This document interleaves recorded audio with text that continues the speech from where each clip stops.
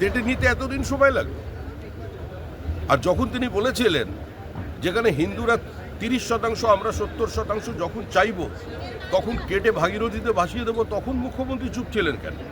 যেদিন ফিরহাদ হাকিম বলেছিলেন প্রত্যেক মুসলমানের উচিত আরেকজনকে মুসলিম ধর্মে রূপান্তরিত করা আর খোলাখুলি দাওয়াতে ইসলামের কথা বলেছিলেন, সেদিন মুখ্যমন্ত্রী চুপ ছিলেন কেন?